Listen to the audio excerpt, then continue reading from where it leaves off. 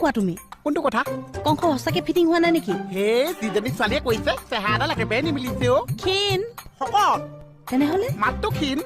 যি বচন মাতিছে ও বৈদ্যকী পিতকিটো ঠেকিছে মাই এইটো বৈদ্যুকী কোন কৃষ্ণ মাকৰ কথা কৈছো দৈৱকী অ পাহাও কেছে